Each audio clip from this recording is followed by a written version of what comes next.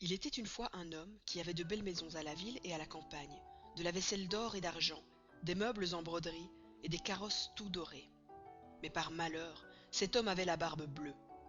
Cela le rendait si laid et si terrible qu'il n'était ni femme ni fille qui ne s'enfuit de devant lui. Une de ses voisines, dame de qualité, avait deux filles parfaitement belles. Il lui en demanda une en mariage en lui laissant le choix de celle qu'elle voudrait lui donner. Elles n'en voulaient point toutes deux, et se le renvoyèrent l'une à l'autre, ne pouvant se résoudre à prendre un homme qui eût la barbe bleue. Ce qui les dégoûtait encore, c'est qu'il avait déjà épousé plusieurs femmes, et qu'on ne savait ce que ces femmes étaient devenues.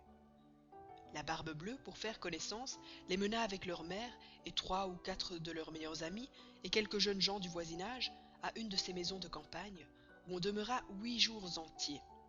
Ce n'était que promenades, que parties de chasse et de pêche, que danses et festins, que collations. On ne dormait point, et on passait toute la nuit à se faire des malices les uns les autres. Enfin, tout alla si bien que la cadette commença à trouver que le maître du logis n'avait plus la barbe si bleue, et que c'était un fort honnête homme. Dès qu'on fut de retour à la ville, le mariage se conclut.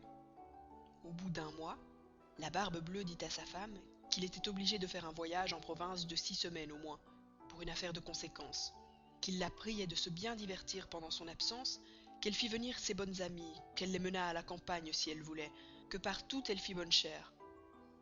«Voilà», lui dit-il, «les clés de 2 grandes garde-robes. Voilà celle de la vaisselle d'or et d'argent, qui ne sert pas tous les jours. Voilà celle de mes coffres forts, où est mon or et mon argent. Celle des cassettes où sont mes pierreries. Et voilà le passe-partout de tous les appartements. Pour cette petite clé-ci, c'est la clé du cabinet au bout de la grande galerie de l'appartement bas. Ouvrez tout, allez partout, mais pour ce petit cabinet, je vous défends d'y entrer. Et je vous le défends de telle sorte que s'il vous arrive de l'ouvrir, il n'y a rien que vous ne deviez attendre de ma colère.» Elle promit d'observer exactement tout ce qui lui venait d'être ordonné. Et lui, après l'avoir embrassée, il monte dans son carrosse et part pour son voyage. Les voisines et les bonnes amies n'attendirent pas qu'on les envoyât quérir pour aller chez la jeune mariée, tant elles avaient d'impatience de voir toutes les richesses de sa maison, n'ayant osé y venir pendant que le mari y était, à cause de sa barbe bleue qui leur faisait peur. Les voilà aussitôt à parcourir les chambres, les cabinets, les garde-robes, toutes plus belles et plus riches les unes que les autres. Elles montèrent ensuite au garde-meuble, où elles ne pouvaient assez admirer le nombre et la beauté des tapisseries, des lits, des sofas, des cabinets, des guéridons, des tables et des miroirs, où l'on se voyait depuis les pieds jusqu'à la tête, et dont les bordures, les unes de glace, les autres d'argent et de vermeil doré, étaient les plus belles et les plus magnifiques qu'on eût jamais vues. Elles ne cessaient d'exagérer et d'envier le bonheur de leur amie, qui cependant ne se divertissait point à voir toutes ces richesses, à cause de l'impatience qu'elle avait d'aller ouvrir le cabinet de l'appartement bas. Elle fut si pressée de sa curiosité que, sans considérer qu'il était malhonnête de quitter sa compagnie, elle descendit par un escalier dérobé, et avec tant de précipitation qu'elle pensa se rompre le cou 2 ou 3 fois. Étant arrivée à la porte du cabinet, elle s'y arrêta quelque temps, songeant à la défense que son mari lui avait faite, et considérant qu'il pourrait lui arriver malheur d'avoir été désobéissante. Mais la tentation était si forte qu'elle ne put la surmonter. Elle prit donc la petite clé et ouvrit en tremblant la porte du cabinet. D'abord, elle ne vit rien, parce que les fenêtres étaient fermées. Après quelques moments, elle commença à voir que le plancher était tout couvert de sang caillé, dans lequel se miraient les corps de plusieurs femmes mortes et attachées le long des murs. C'étaient toutes les femmes que la barbe bleue avait épousées, et qu'il avait égorgées l'une après l'autre. Elle pensa mourir de peur, et la clé du cabinet qu'elle venait de retirer de la serrure lui tomba de la main. Après avoir un peu repris ses esprits, elle ramassa la clé, referma la porte et monta à sa chambre pour se remettre un peu. Mais elle n'en pouvait venir à bout, tant elle était émue.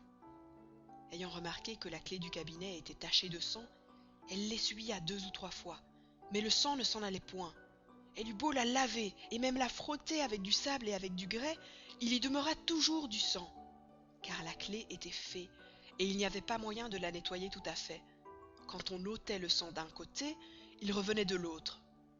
La barbe bleue revint de son voyage dès le soir même, et dit qu'il avait reçu des lettres dans le chemin qui lui avaient appris que l'affaire pour laquelle il était parti venait d'être terminée à son avantage.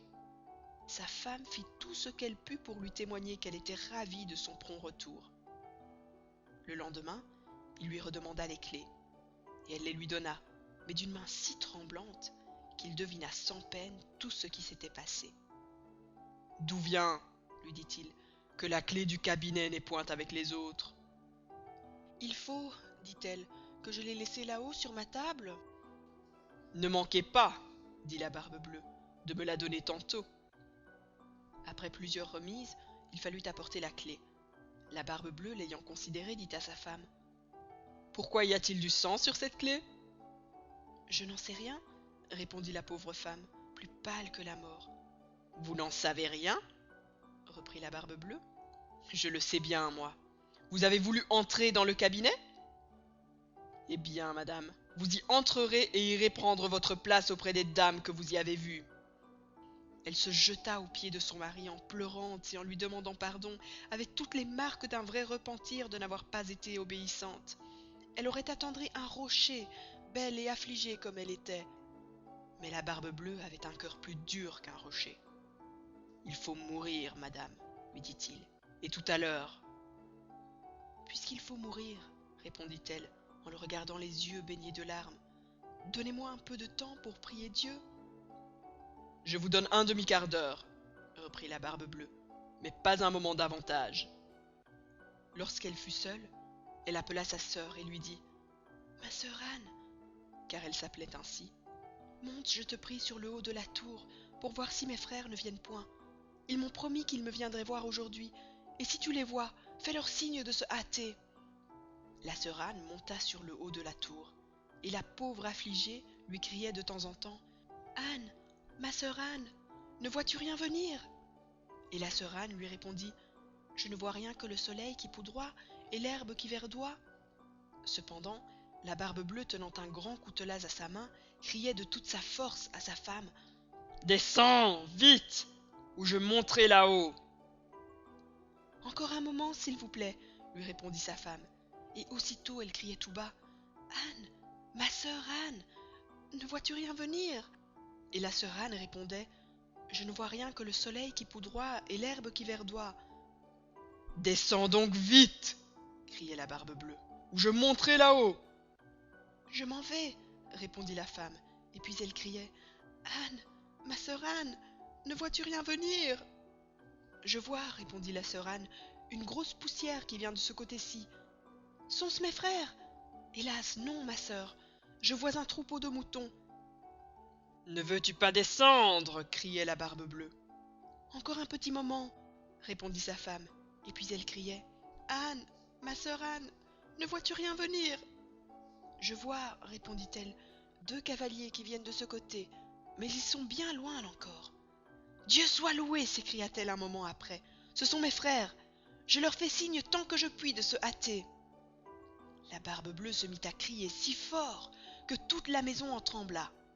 La pauvre femme descendit et alla se jeter à ses pieds, tout éplorée et tout échevelée. « Cela ne sert de rien, dit la Barbe-Bleue, il faut mourir. » Puis, la prenant d'une main par les cheveux et de l'autre levant le coutelas en l'air, il allait lui abattre la tête.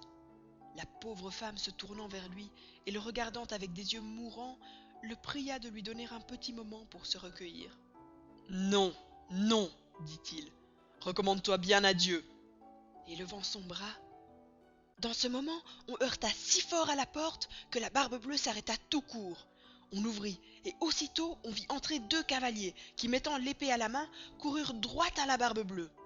Il reconnut que c'étaient les frères de sa femme, l'un dragon et l'autre mousquetaire, de sorte qu'il s'enfuit aussitôt pour se sauver. Mais les deux frères le poursuivirent de si près qu'ils l'attrapèrent avant qu'il pût gagner le perron. Ils lui passèrent leur épée au travers du corps et le laissèrent mort. La pauvre femme était presque aussi morte que son mari, et n'avait pas la force de se lever pour embrasser ses frères. Il se trouva que la Barbe-Bleue n'avait point d'héritier, et qu'ainsi sa femme demeura maîtresse de tous ses biens.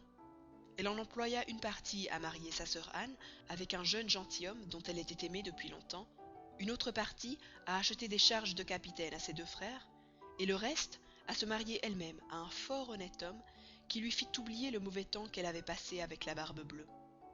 Moralité: La curiosité, malgré tous ses attraits, coûte souvent bien des regrets. On en voit tous les jours 1000 exemples paraître. C'est, n'en déplaise au sexe, un plaisir bien léger. Dès qu'on le prend, il cesse d'être, et toujours il coûte trop cher. Autre moralité, pour peu qu'on ait l'esprit sensé, et que du monde on sache le grimoire, on voit bientôt que cette histoire est un conte du temps passé. Il n'est plus d'époux si terrible, ni qui demande l'impossible. Fût-il mal content et jaloux, près de sa femme on le voit filer doux, et de quelque couleur que sa barbe puisse être, on a peine à juger qui des deux est le maître. Fin de La Barbe Bleue.